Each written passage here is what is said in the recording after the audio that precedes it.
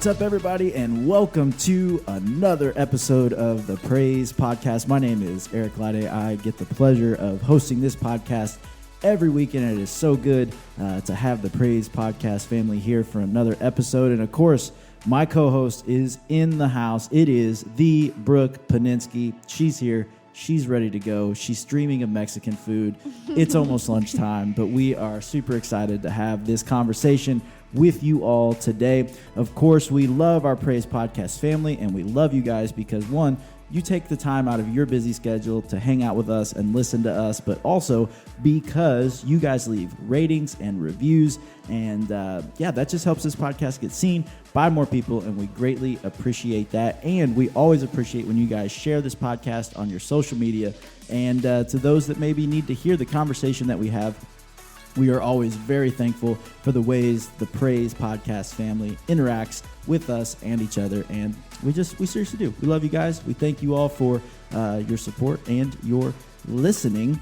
Brooke, what's up? Hey, hi, hello. What are you going to eat at the Mexican restaurant? That's the thing. I'm so hungry, and it all sounds good that I really don't know. I just kind of want like a plethora of it all. A sampler platter, They maybe? call that a la carte, I think. A la carte, yes. I don't know. That is, we probably, I don't know, there's something about living in Mount Vernon, Illinois. I mean, it's not like probably real Mexican food, but there's something about Mount Vernon. I mean, we have like 5 Mexican restaurants now, and I don't even think that's including Taco Bell.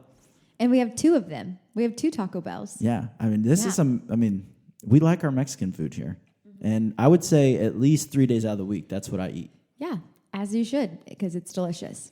Chunky guacamole, mm-hmm. tacos, mm-hmm. rice. Yep. Rice is probably my favorite part. Cheese dip, hello. Cheese dip is good. Yeah. I'm not as big on don't even unpopular take here, but I mean, I like the cheese dip, but I would choose guacamole. I would choose guacamole over cheese dip every day of the week. You do. I do. You do. Yes, I do. I do. Almost every day of the week, choose guacamole over cheese dip. And so, so we're dreaming of Mexican food here. I don't know what's your favorite go-to Mexican place in Mount Vernon? Well, I really enjoyed Guero's when it was here. We miss Guero's. We really do miss Guero's. Rest in peace. And they were downtown, so convenient, when so Guero's good. was open, Gin. I bet I seriously almost ate there every day. Yeah. Well, and working here, of course. It's so convenient. We would walk down there. Yeah. Wow. The good old days. Guero's it's got a special place in my heart for sure. But I've just always been an El Rancherito girl. Mm-hmm. And I like every Mexican restaurant we have. But it's like if I just naturally go and choose somewhere, I just go to El Ranch. And I honestly have like a fond memory of El Ranch, 2 of them actually, which I think it's just like an emotional attachment that I have to El Rancherito. Yeah. So my very, very first time going to El Rancherito was after church on a Sunday night when I was like 7 or 8. And it was with my granny and pawpaw. And it was like a big treat to go out to eat somewhere, especially on a Sunday night, because my mom was always like, we have school tomorrow, blah, blah, blah, you know? And when there were so many kids, like, and it's expensive. Were in town. Yeah, I know. It's just a rarity. You didn't come to town very often, I'm sure. Yeah. But we did. We would go to El Rancherito, and and I actually still remember like their old menus. And my grandpa actually was the one who introduced me to their cheese dip, and I just love my pawpaw. I miss him terribly, but like that is a sentimental like piece that I have at El Ranch. And when I was maybe 13, 14, I don't remember, my mom and dad surprised me with like a surprise birthday party dinner at El Rancherito, and like all my best friends were there in the party room, and my parents never did stuff like that, so it was just like a big deal. I know. So I think just that's it. It's an emotional thing, really. There's just a lot of ties. Team there. El Ranch, a lot of historical. And I probably offended many people, but that's okay. No, I mean I get around to all of them. We make our way to all of them. I really do like all of them. I mean, seriously, I really haven't had like a bad experience at any of them. And I always like what I get at all of them, but they're all so different. That is the good thing about Mexican around here, is that just every restaurant really is different. They all kind of have their niche. Yeah, exactly. Like, so if you're craving a certain thing, you know where you're going. Yeah, which I think is great. That is good. I have like the party room at El Ranch. Now they've redone a lot, and it's a lot better, but the party room at El Ranch, I have a lot of traumatic experiences. I feel like, because you're just crammed in that room. You weren't a 13-year-old girl with a surprise birthday party? No, there was there's always like 40 people in a room that holds 15, and but it is good. So we're looking forward to lunch. It is it's a busy time for us. Fantastic. Oh my gosh, yeah. So this is I guess this will technically release on the day of first night of Fantastic. So Yep. first night of Fantastic would be tonight, and we're excited for that. If you attended church this weekend, you obviously saw that the worship center was in preparation for Fantastic. It's deep water theme. Deeper Waters, I believe, is their theme, and so we've been working hard on that. We actually we just got done hanging a boat. Shout out to Kevin. Yeah, shout out to Kevin Chastain and his buddy Bill for building us a handmade, like, real life boat. It's awesome. He says it wouldn't float, so we won't be taking it out to the lake after this. But they just, I was like, hey, we need to hang a boat from the ceiling, and Kevin was just like, I'll just make one. Yeah, said, and he did, and it looks so literally good. 9 hours later, Kevin was like, you can come pick up your boat. Yeah. It's done. Yeah. Like, you're crazy. It was awesome. So yeah, the life of creative arts ministry. One day you're leading worship for kids, the next day you're hanging boats from the stage. Yeah. So you wouldn't change a thing. No, I wouldn't. Yeah. It does. It really intensifies though when you're hanging something from the ceiling. You're always like, this is over people. We're hanging this over, and it just adds a little different intensity too when you realize that, like, this is directly over where I would stand. So, like, if this thing goes down, you're going I'm catching a boat to the back of the head if this thing goes down. But it's not a small boat. No, it's a boat. It's a 15-foot long boat. Yeah, it's crazy. Yeah, it's awesome though. It is, as long as it stays in the ceiling. Yeah, let's pray. Yeah, let's pray for that. So we're excited for Fantastic. It's going to be a great time. It is technically not too late. If for some reason you're listening to this and you're like, what am I doing tonight? It's not too late to register for Fantastic. You can still come. Just show up. We'll get you in. It's $10 for your whole family. That's like, if you have, 4 people? That's $250 a person. That's good math. It's a steal. Yeah. Can't go anywhere for $250 a person. If you have 5 people in your family, guess what, Brooke? That's only $2. No way. $2 a person. I'm not even checking you right now. I'm just trusting that you're doing this. I'm so good at math.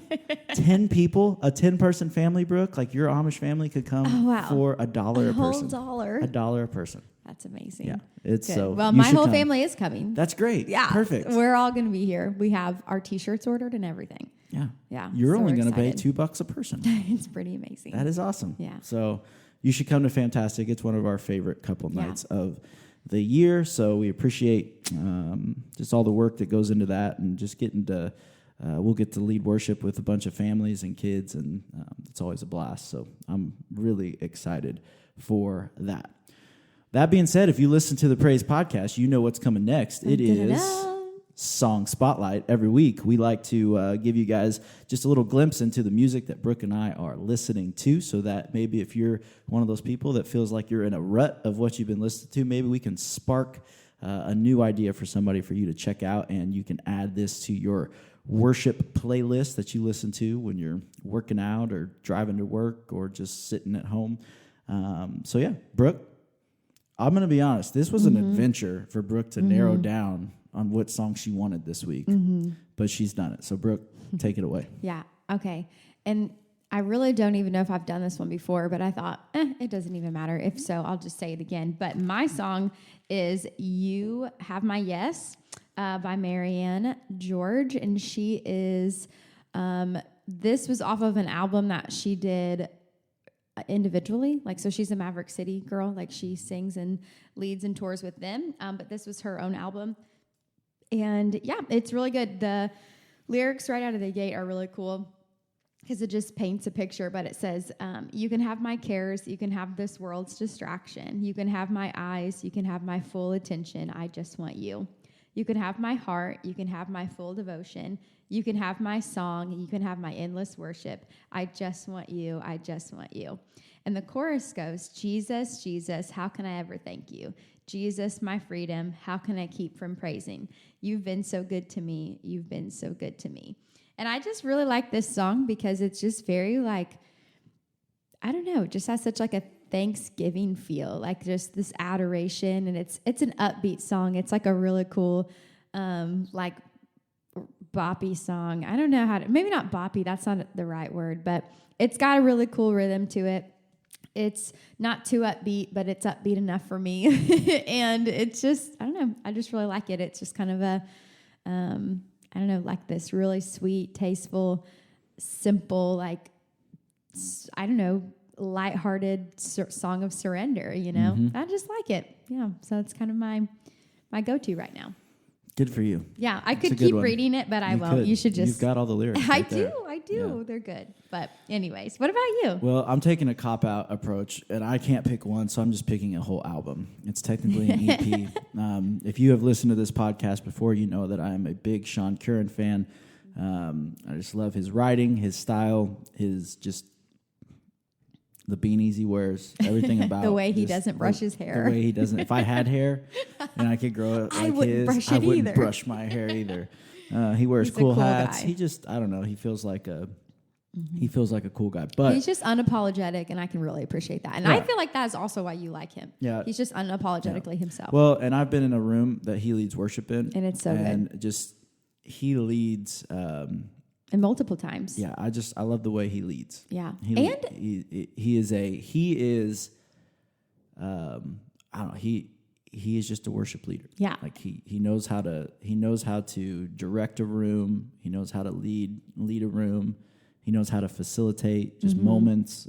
He's so good. He's a real deal. The cool thing, it's like we've been in rooms under his leadership, like in different settings.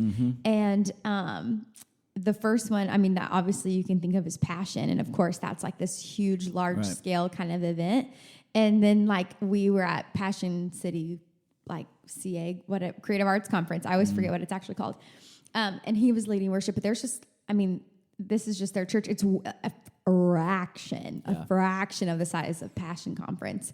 And it's just the same. And I think that's what's so cool. I mean, we've been in a room with 60,000 people that he's leading, and a few hundred. Probably 600. Yeah, and the way he leads, what he does doesn't change. And there's something about it. Like you can, I don't know. Like I feel like Carrie Job has this same thing as well. I've been to a lot of just different events and conferences.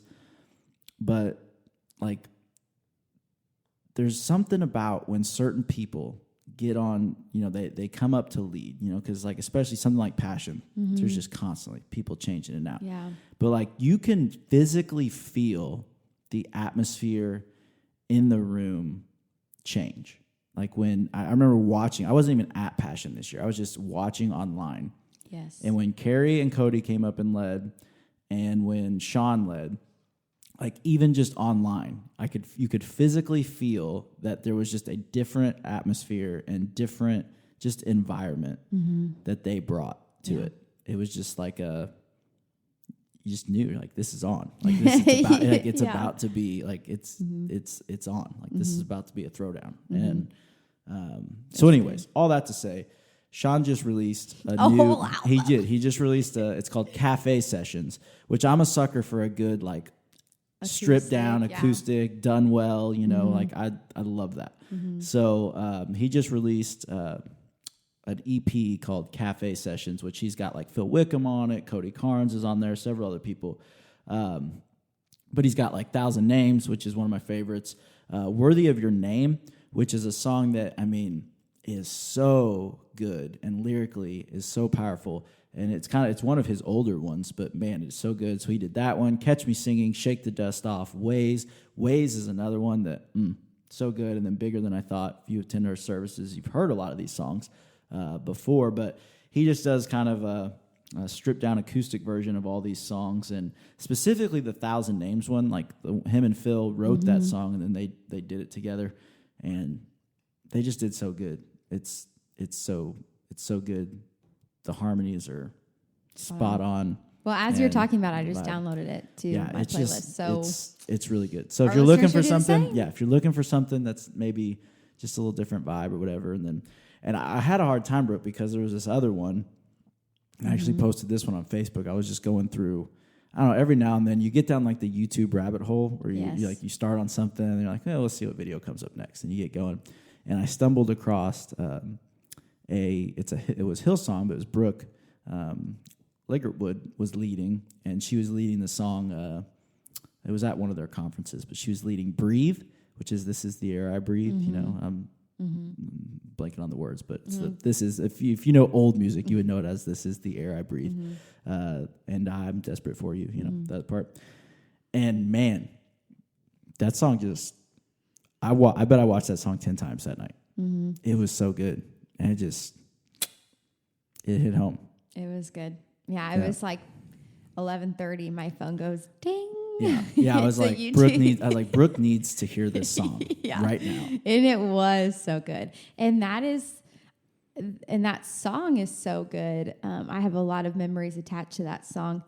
And so like and I'm a huge fan of Brooke as well. She's just incredible. But so when I was listening to it, I was like overwhelmed in a great way. But it was a good one. Yeah. Well, and there was something I posted it to Facebook. I don't post on Facebook much, but when sometimes you see something like this, I can imagine what is on Facebook. So this would probably be a welcome change for some. But so I posted it on Facebook, and the man Danny Schlag, if you guys know Danny is like just this. Danny is he's just such awesome. A good guy, and Danny has been such a source of encouragement for I know many people on our staff, and just is a prayer warrior for many of us. But he commented, and I want to read his comment because I don't know, it just talks to the depth of when we talk about worship and we talk about lyrics and really understanding what you're singing and you're saying. Like his comment just really shows like when we actually really listen to the words that we're singing and we actually really mean and we take it in the words that we're actually singing, just how impactful that can be. But he said there's a place we can enter into when we realize just how much we need him being God. When we see just how desperate we are without him, when he is more important to us than our very breath, that he will pull back the veil just enough to catch a glimpse of his glory, to see what friendship with God can mean. Life is forever changed. And I mean, like, that's just so true, you know? Yeah. And I just think like the power of, worship is more than just singing. It's more than, there's so much more to worship. We often pigeonhole it into music and singing, but obviously worship is so much more than that. But through music and through singing, it can obviously have a different impact. And that just kind of led us down this conversation of like desperation. And, I sit back to him, like, it's so hard to find desperation and comfort, like when we're comfortable, it's so hard to find desperation. And then that got me going down to, I was reading in Psalm 63, 1-3, it says, "Oh God, you are my God. I earnestly search for you. My soul thirsts for you. My whole body longs for you in this parched and weary land where there is no water. I have seen you in your sanctuary and gazed upon your power and glory. Your unfailing love is better than life itself. How I praise you." It's just like David understood desperation. Yeah. Like he got it. And I just like, "Oh God, you are my God. I earnestly search for you." And that just made me think, like, when is, like, how often am I, like, earnestly searching for God? I think that's a good transition into what we're talking about today on this podcast. We're still kind of hanging, and I don't know if it's because I'm biased, because I just love Hayden so much, but we're still kind of hanging out in Hayden's sermon and things that he brought to the table. And he brought a word this past weekend. Brought a word? If you haven't listened to that, you should go back and watch. Oh, yeah. It's so good. And it's like just to know what he and I have walked the last few years, and to know that what he's saying is from a place of like, he just, every word has weight, like when you walk it, And so I think that just, he had so much favor from our body. Like our congregation was so encouraging and excited for him, and they received, all the things, and it was just really cool. But anyways, we're still kind of hanging out with what he brought to the table. And I know a lot of people in our body are also hanging out there. Like, we've received emails and messages and phone calls and texts and all these things. And I mean, it is a word for our people. And I think that's what's so cool is when the Lord gives a word, it's not going to go void, and it's intentional, and I just think it's super powerful when our people can respond to it and be encouraged. So a lot of people are still having conversations about the word last weekend. And I also just want to throw out, as we're recording this podcast, like, Trevor's sermon hasn't happened yet, so we're still on last weekend. Yeah. But but yeah, I think it just kind of goes into kind of what we're talking about. But I wanted to read and kind of hang out today in 1 Peter chapter 4. But this sense of desperation for God really comes from, like, when you really, I don't know, it's like I'm thankful when I have nothing. I'm thankful for refining, because it really does create a desperation, because you're just like, I really don't have anything else but you. And then it's kind of cool to get to that place, and then you experience God, and like, I could have everything else, but I would still be desperate for you because you're that good and I want you that badly, and I think that's a really cool place, like, or something to walk for us to learn, in our flesh. It's not natural to not want to be comfortable, and it's not natural to want to just give and receive from only one thing and work for only one thing. And I don't know, we just sometimes are too sidetracked to, stay in such a narrow path. But anyways, all that to say, I kind of want to hang out in 1 Peter today. And like I said, we're in chapter 4, and I'm going to read starting at verse 12, and I'm going to go through to the end of that chapter, which I believe is verse 19. And then I'll just read it all, and then we'll kind of go through and talk about a couple of things that the Lord kind of highlighted to me. Glory just around the corner. And this is the Message version, by the way. Friends, when life gets really difficult, don't jump to the conclusion that God isn't on the job. Instead, be glad that you are in the very thick of what Christ experienced. This is a spiritual refining process with glory just around the corner. If you're abused because of Christ, count yourself fortunate. It's the Spirit of God and His glory in you that brought you to the notice of others. If they're on you because you broke the law or disturbed the peace, that's a different matter. But if it's because you're a Christian, don't give it a second thought. Be proud of the distinguished status reflected in that name. It's judgment time for God's own family. We're first in line. If it starts with us, think what it's going to be like for those who refuse God's message. If good people barely make it, what's in store for the bad? So if you find life difficult because you're doing what God said, take it in stride. Trust Him. He knows what He's doing, and He'll keep doing it. That's a word. Speaking of words. It's really good. That's a word. You should also consider just like being like a book reader. Really? Yeah, you just did that well. Oh, wow. Well, thank you. My teacher voice, maybe. I don't know what it is. But yeah, so I have 4, points that I want to pull out and just kind of talk about and chew on for a little bit. The first one is right when that opens up. And it says, friends, when life gets really difficult, don't jump to the conclusion that God isn't on the job. Instead, be glad that you are in the very thick of what Christ experienced. This is a spiritual refining process with glory just around the corner. That's good. Mm-hmm. I think that has been something that, and I don't know, I find myself, and we've talked about this a lot, like keeping perspective on things, because, what you feel like is difficult or bad, there's always somebody going through something worse or harder.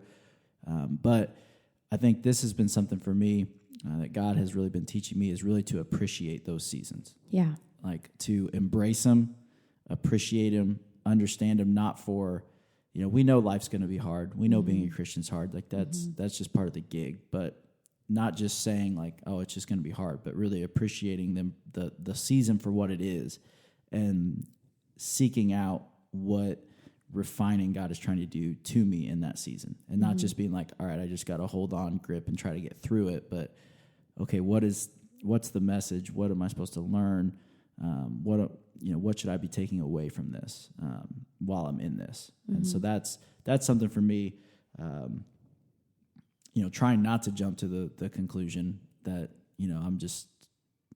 life's just got to be hard and I just got to suffer through it. Mm-hmm. But really understanding, okay, now that I'm in this, like I am in the thick of, like it says, like I'm in the thick of what God, what Christ went through. Mm-hmm. So now what needs to be refined in me while I'm in the middle of it? Mm-hmm. Yeah, and I think, and I have gotten a sneak peek of Trevor's sermon, and there is a point where he talks about, and I won't spoil anything, but it did get me thinking. There's a point where he talks about kind of like consequences of our own actions in a way. It's like sometimes we're in certain seasons or in certain situations, not because God wants, was like, hey, I'm going to give this to you, but it's also like he disciplines us and there are consequences to sin or poor behavior and judgment. And like some of that is our own doing. Mm-hmm. And so sometimes I think we can be very foolish and very prideful and think that we're in certain seasons, and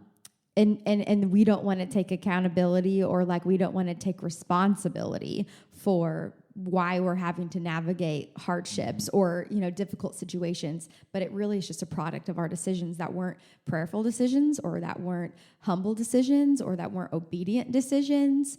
And that's on us, But because God is good in those seasons, he still can use it to grow us and to teach us and to mold us and refine us. But then there's another side of that that's interesting because, and we've said it before, but like sometimes we walk through seasons that we don't understand and we will not understand. And we're not going through that season because we've done something wrong or because we're in trouble. Yeah. I'm not going to, it's personal and I will not share names, but, you think about families who are grieving, things that, children, and it's like they did nothing to deserve what kind of grief they're walking through. You know what I mean? And so it's like, it's hard for us to wrap our minds around this idea, but like both scenarios, whether it is self-inflicted or whether it is just the aftermath of being in a broken world, like either situation, like the refining comes either way when we follow Jesus, and the closeness and the desperation comes either way when we're following Jesus. Yeah, I think the big portion in there is that God isn't on the job. Like, don't think that God isn't on the job. Yeah. And that's, regardless of our actions, our decisions, God is still God. And that doesn't change. And so I have had my fair share of both sides of paying for the decisions that I've made and dealing with those consequences. And then, I've been on the other side where it's just the circumstances of life. It's nothing that I did or that anyone did. It's just part of life and being a Christian, just part of living that life. And both teach lessons. It's just a matter of one, I feel like on the side when it's our own, like you said, the pride thing, when it's our own decisions that get us there, it probably takes a little longer to really understand, like, okay, because there's been some times where I thought there have been some decisions that I thought that that's what God was leading me to, that I thought that's what he did want. And, it just turns out that either that was just really my own desires speaking through or, I didn't read it right, but there, like you said, the refining that can happen in both of those is worth it. Yeah. And I think what comes, and moving on to kind of my second point, is like with refining, when it says the word distinguished, be proud of the distinguished status reflected in that name when we're talking about being a Christ follower, being a Christian, being a believer in Jesus. I love that word distinguished. I feel like I can't hardly say it. I have to really think when it comes off my tongue, but I love that word distinguished. And I think that sometimes we can be in a place where maybe it's like embarrassing or it's awkward to talk about our faith or to be in a situation when we're like, I'm a Christian and here's what I think, when you're in a room of people who like just laugh and mock you or whatever. Yeah. And I mean, that can be really awkward. And I don't care how old you are. Like, that's something that we could talk about in like Kid Depot and Ignite and Fusion or whatever. But I'm like, we've got adults in the workplace who are afraid to say the name of Jesus and to like be distinguished by his character in that lifestyle, you know? And when you go through refining seasons, like, you will be distinguished. It changes everything about you inside and out. And like, that's for a purpose. Like, you're supposed to share. You're supposed to talk about it, you know, and there's nothing to be ashamed of or embarrassed of, but it's like, then you've got to find that boldness and that confidence in who you serve. Like, who's your master to be like, when they say stuff like that, my response in my spirit is, God will not be mocked, you know? And it's just kind of like, I don't know. That's something that I think we all have to work through, but I think that is critical. Just to claim that. I think part of that, and John talked about this several weeks ago in a message, but I think unfortunately too, part of some of that comes from because of how we have acted as Christians. John said, like, the importance of when you have something to say as important as the gospel, it's important to say it and do it in a way that it'll be heard. And I feel like as Christians, we've masked hatred with boldness, and we pretend to be bold, and really it's just we're trying to spread a message in a hateful way. And I think that has caused some people want to speak up, but because of how I think some pre-existing notions from some people does cause, which it's not an excuse, but I think there's some healing and rebuilding sometimes that has to be done in that before that boldness comes. And I think that's the importance of relationships. We talk about relationships so much. You can speak so much. You can speak with so much more authority into someone's life if there is a real relationship there, and there's a trust there, and that they understand that you're saying what you're saying is coming out of a place of care for them because you do want what best. Doesn't mean it's going to be easy for them to hear it, because the truth is not always easy to hear. The gospel is not always easy to hear and take, and we do have to. There are old things that we have to put down. Our way of life to follow Jesus literally means laying down our life and picking up a cross. So that means that things are going to have to change, and so that's not always an easy message to hear. But like you said, I think having a boldness of that distinguishedness, that like it's not a bad thing to be a Christian. Like it's not something to keep in secret. Like that's something that we want to live out loud and be proud of. Yeah, and that reminds me too. It just a chapter before in 1 Peter 3. There's a few things I could read, like even from like verse 10 to 12, but then even more so like 15 or 13 through, oh my gosh, like 16, I guess. But I'll just read this. It says, "Now who will want to harm you if you are eager to do good? But even if you suffer for doing what is right, God will reward you for it. So don't worry or be afraid of their threats. Instead," and this is the big one, "instead, you must worship Christ as Lord of your life. And if someone asks about your hope as a believer, always be ready to explain it, but do this in a gentle and respectful way." I mean, so even there, just a chapter before, it's like very clear on like, like you're going to kind of get some, I don't know, what do they say? Like flack? Is that what they say? You're going to get some flack about it, but like we are also told and instructed on how like we respond to it. And we can do that, and we can be bold, and we can be confident, and we can do that in a gentle and respectful way. So that's I think this even goes for Christians to other Christians. Yeah. As well. You know what I mean? Sure. Because, there's all the time. I mean, sometimes we are the worst to each other, and, we don't know the message that maybe, Holy Spirit or God has given somebody else to give. Like we don't, and to presume that we do, or to presume that it should be a certain way, and so I think sometimes, somebody might be carrying out a completely different mission and goal than what yours is to carry out.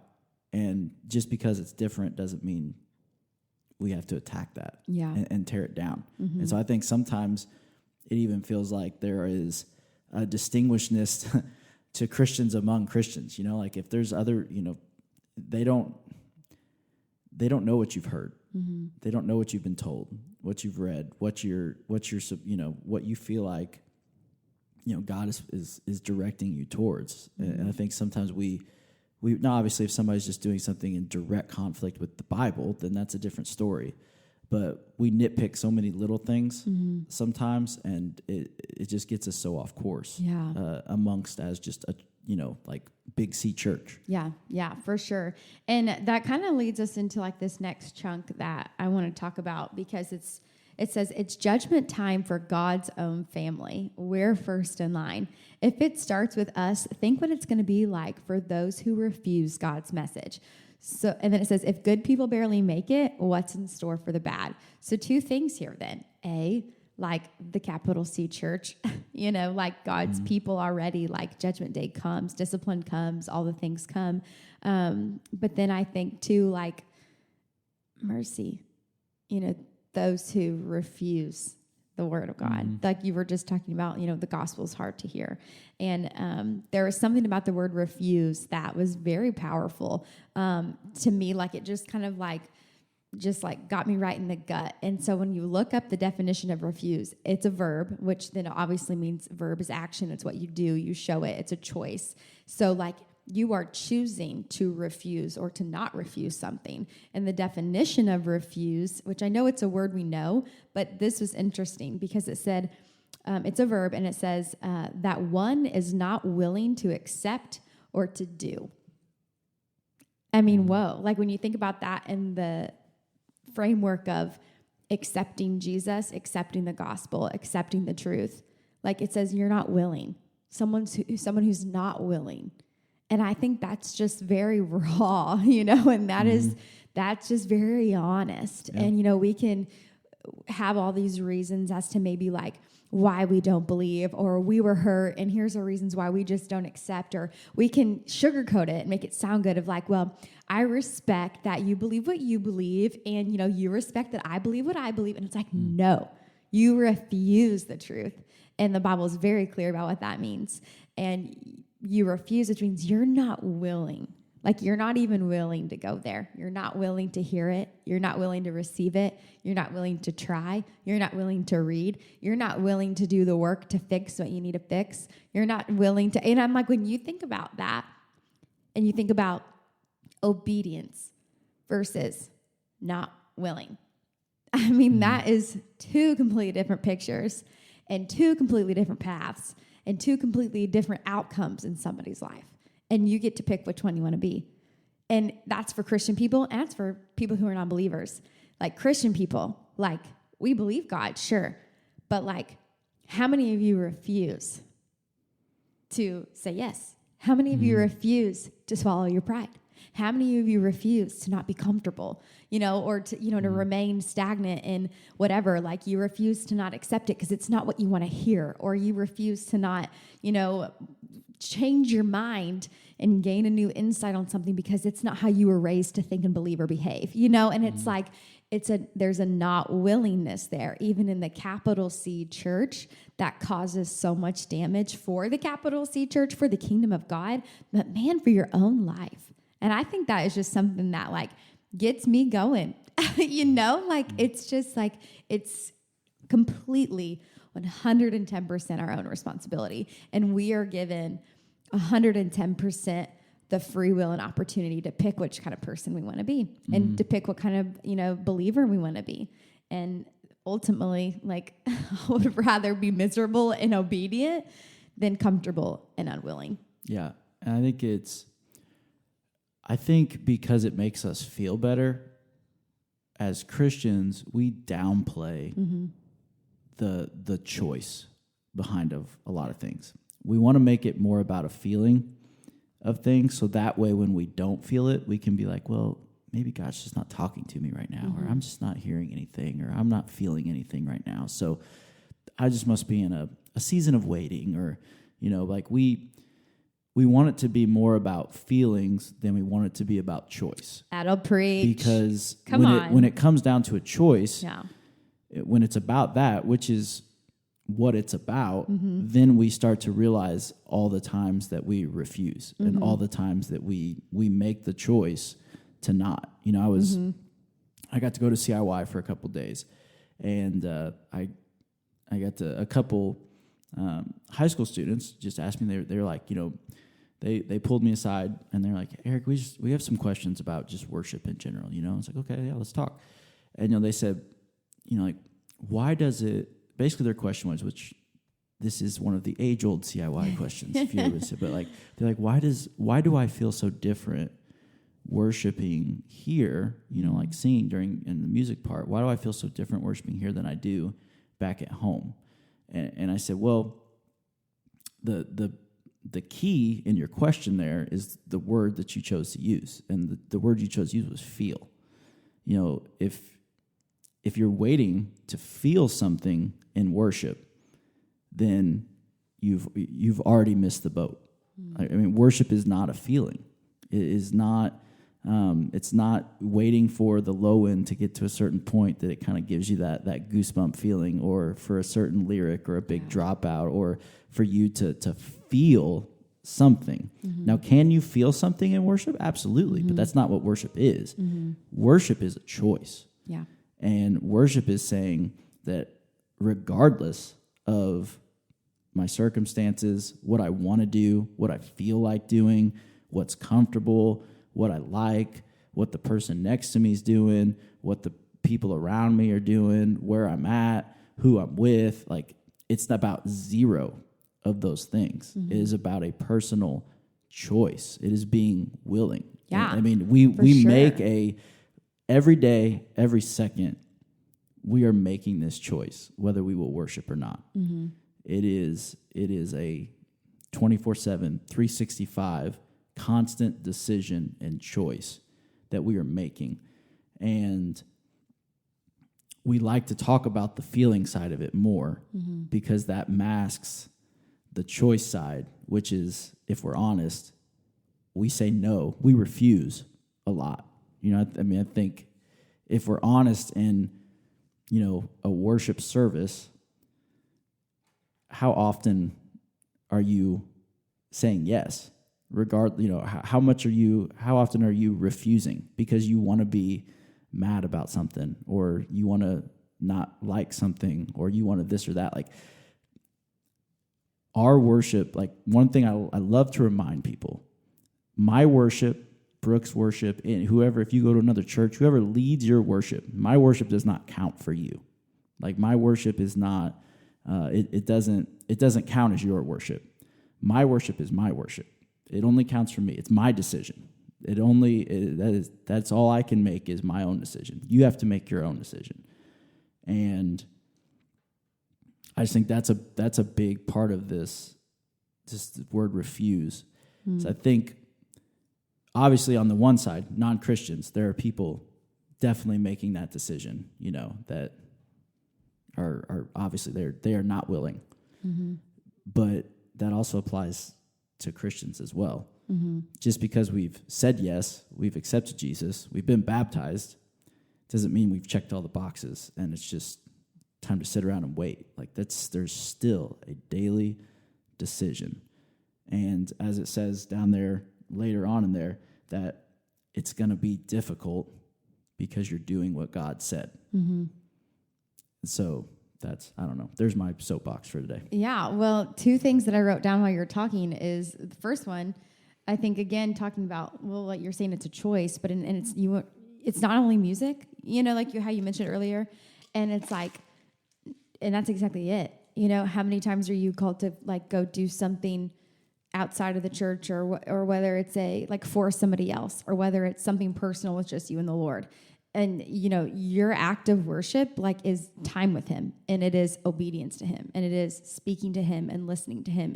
And when there's no music, or you're not in the church building, worship is just so much more than music. But again, are you unwilling in your worship to even go one-on-one with the Lord? Are you unwilling to apologize to your mom? Are you unwilling to, fix something that you're doing as a parent that you've been convicted about that's not right in raising up your kids, but it's too hard to change it, and you don't have time, and whatever it is, like worship is a choice and a decision. It's not a feeling. I don't like paying my bills. Mm-mm. You know what I mean? No. That is not enjoyable or fun, but it is absolutely necessary to my survival. Sometimes when we're asked to do things, we can be unwilling to pay our bills, to pay our dues, pay our respects to the Lord, and then we will suffer the consequences of that. But it's just like we pay our bills because we know we need a house, we know we need our water, we know we need our electricity, we know we need these fundamental things to our survival, and it's not always fun. You know what I mean? And it's like, leads me to my second point is worship isn't for us, but yet somehow it's for us. Like the whole point of worship has nothing to do with us, but everything to do with us. Yep. It's like we are worshiping, whether with music or with our life choices and our heart condition, for him, simply because of who he is. Not because of what we can get, not because of what we understand, not because of what we agree with. It's literally because he is who he is. He is God. And if that alone doesn't humble you, then like swallow your pride. Yeah. You know what I mean? God is God, and he's ultimate, and he's above all, everything, no matter what. And our worship is simply worship because of who he is. Yeah, because he deserves it. Yeah, and because he's good, worship isn't for us, but it's for us. And because he's good, he lets us take part in it. Exactly. And then what we get to experience when we get to encounter him, it's just like he makes it for us. Like it's just so cool. Like what comes of it that grows you, refines you, matures you, humbles you, challenges you, and it's just so necessary. It's so important. And it really has to be just that simple. It has to be because of just, I'm going to do this because it's who you are. And you're above me, and keeping him in his proper place, whether we understand it or can grasp it or not. Mm-hmm. And it's that simple. Yeah. Yeah. I'm on one. Can you tell? I'm bobbing my head back and forth over Brooke here. I've got my sassy head bob going on. Her head is bobbing. Her hands are going. There's a pin. It's a sight to see. Man, I'm passionate. But it's and I think maybe because I've been both sides. And I think that's, it has everything to do with my Enneagram, my wing 8 coming out for sure. But it also has everything to do with I've been both sides. And it's just so serious, and it's not something to joke about, and it's not something to take lightly. And, to be someone who used to not be willing, and then to be someone who's only ever... And I don't say it to brag, but it's like, I'm unwilling to go back to being unwilling. Mm-hmm. Like, I just want what you want for me. I only want you. And again, that song earlier, have my yes, or whatever it's called. That's just it. You can have my endless worship. I just think that's so powerful. But just to end and just to kind of close on this, verse 19 says, so if you find life difficult, because you're doing what God said, take it in stride. Just trust him. He knows what he's doing, and he'll keep on doing it.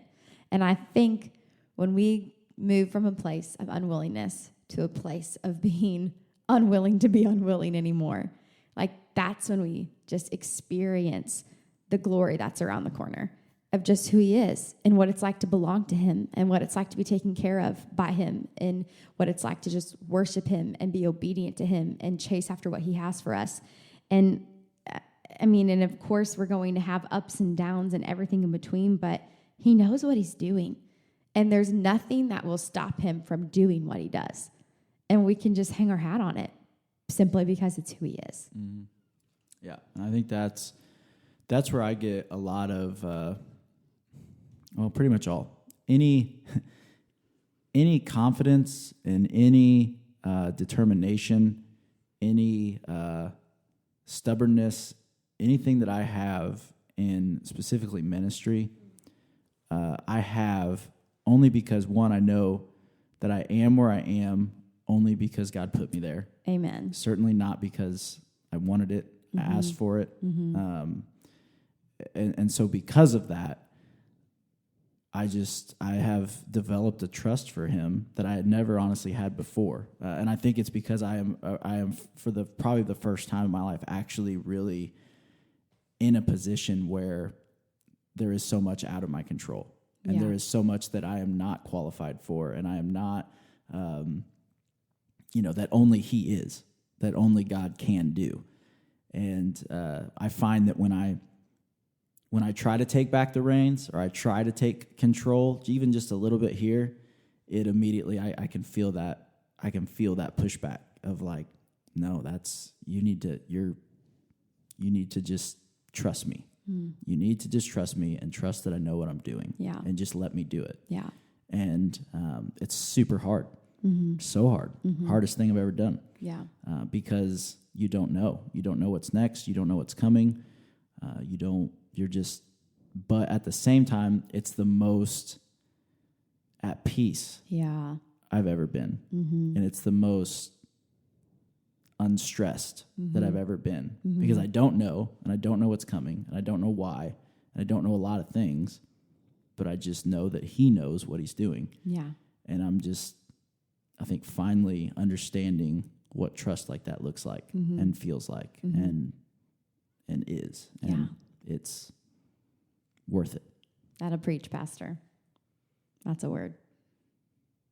So, Brooke, what did you read 1 Peter 4:12 through 19. We were talking about, because we were reading this. This was the Message version, and the Message. Are you going to wrap me out? No, because it is confusing. I really like the Message version in a lot of things, but for some reason they don't they'll just group a paragraph. They're like, this is like 12 through 22.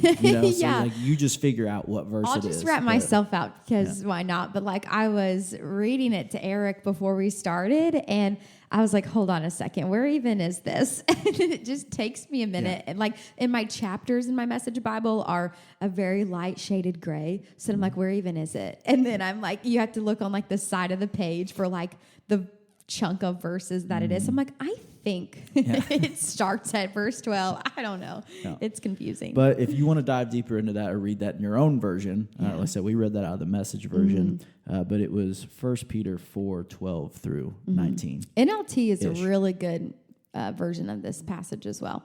I mean, honestly, even just read it. Read 1 Peter. I mean, chapter 3, chapter 4. It's a very small book, but there are nuggets in there that are really timely, very good, super encouraging. So it's kind of where I've been hanging out. And so I'm thankful to just be able to kind of share that with all of you. And I don't know, just kind of reflect on what the Lord is stirring in me. Yeah. We appreciate you sharing that today. Hey, thanks. Appreciate you all listening and hanging out with us in this conversation. As in any conversation we have, if you ever have questions or comments, or you want to chime in, we would love for you guys to join in on the conversation. You can always email us at eric@centralnow.com or brooke@centralnow.com. We would love to hear from you, interact with you, and like I said, talk through if this sparked something in your mind or something that you want to talk about. We would love to hear that and have that conversation with you, because that's really what this is all about. And it really is so fun. Yeah. Because after last episode with your coffee tantrum, I cannot tell you. Well, and then you and Adrian and maybe the kids, I don't remember, went to the new coffee place in Fairfield called Fusion. We did. And you rated it a 10 out of 10, which so good. Says a lot. It really is. A lot. Yeah. And you posted about it, and I was LOLing at how many people, whether it was on your Facebook or in person, were like, Eric, I'm so glad you got your coffee. I know. People knew you were in need. And there were several of you that texted me as well. Yes, so I appreciate that. That was really fun. I appreciate that you guys were looking out for me and my coffee habits. But yeah, if you live in this area, Fairfield, Illinois, that's a drive from Willett, here. Landon Willett, Fusion Coffee. He just opened up, but he understands coffee. It's not about how sweet and syrupy you can make it. It's about the coffee, and the man gets it. And I would say, if you are actually into coffee, you're not into syrup or cold foams, or he's got all that too. He can do stuff like that. But if you're into coffee, this is the place that you need to go check out. So, Fusion Coffee, Fairfield, Illinois. Shout out. That's a shameless plug for him. So, but yeah, we appreciate you guys tuning in and listening. The Praise Podcast is always fun. We are quickly approaching 20 episodes. So we are almost 20 episodes into When this did we adventure. go to season 2?